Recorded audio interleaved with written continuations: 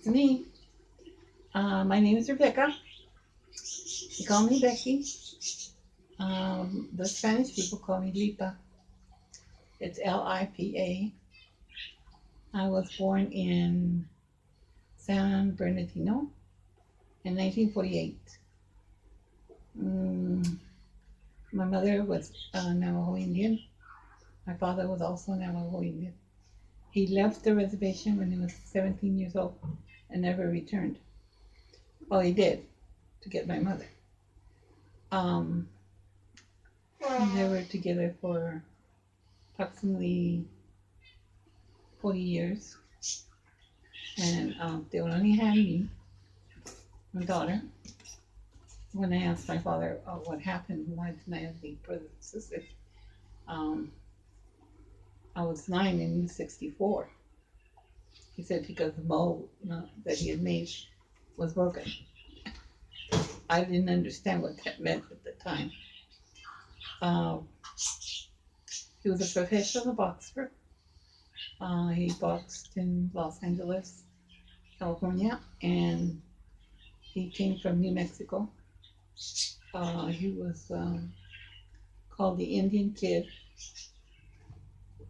He fought professionally for almost 20 years. And when I was born in 48, he stopped because they warned him that he would lose his sight or have brain damage, and he wanted to do that, so he went to work and found work as a police. My mother was a stay-at-home mom until my father passed away. She passed away when I was 17, and I went to work in LA by myself after she passed away. I had no brothers, no sisters. My aunts and uncles were all dead. Uh, and any relatives that was related to my father, I don't know, because the Indian men are not allowed to speak about their family, not even to their own family. Uh, I know my language. I was shocked to find out that when I was going to school, I was told not to speak it. I was told that it was inappropriate for me to speak my own language, which is not all, not English, not Spanish. I do speak Spanish because I had to learn. I was around Spanish speaking people all my life. I had to learn. It took me 18 years to learn it, but I did learn.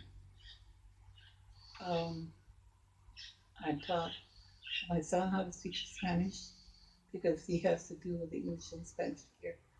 Here in this area where we live now, in Poplar, California, uh, 75% of the residents are Spanish speaking, and some don't read or write. So some are Oaxacans, Mexican Indian, and they speak entirely a different language. Um, I know some Oaxacan, not a lot, but enough to ask them what's wrong and what do they need.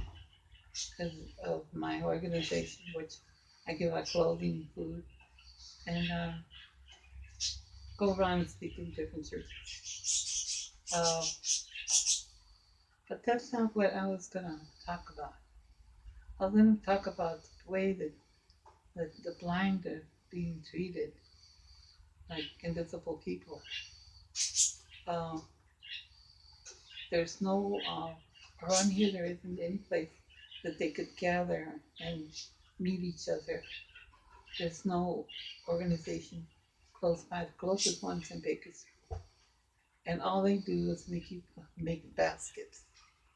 They teach you to make baskets. And the people there are from a church, and all of them are volunteers. I went one day, and this is what happened. When I walked into the door, the lady met me, asked my name, my age, and I told her. She uh, let my son come in, but usually they don't allow anybody else. They just allow just a blind person to in. And my son refused to leave, so I didn't want to fight with him. So she let him in, and he was welcomed with open arms there. And I was sat at a round table. And on this round table, there were several people that were blind. Well, some were half blind, some were going blind, and some were entirely blind. One boy, one particular young man who was African American, was shot uh, close to the face and lost sight. And he had done jail time and stuff.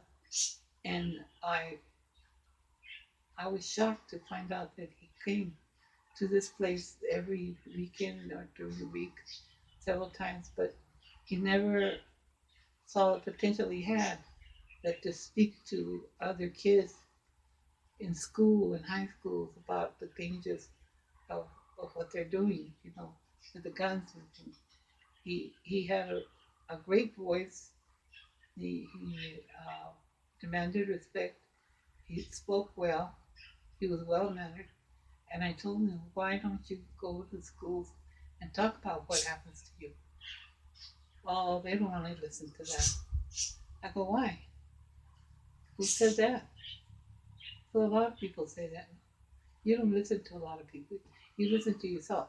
If you feel that you need to talk about it and somebody else is listening, maybe they'll learn something from you.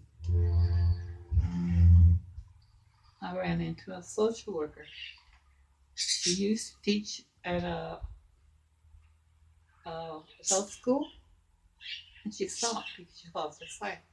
She felt useless. She stayed home and started to decide for herself. And she's been doing this for 25 years.